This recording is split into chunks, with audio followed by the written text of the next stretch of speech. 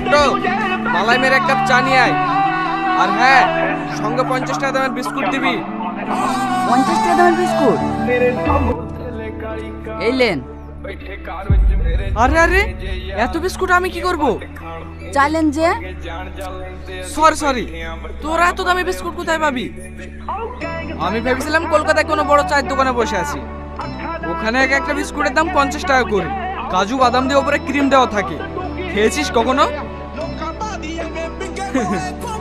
চোখে তো দেখিসনি কখনো, খাবি কি করে? যা যা, তোর দোকানে যা আছে তাই নিয়ে আয়।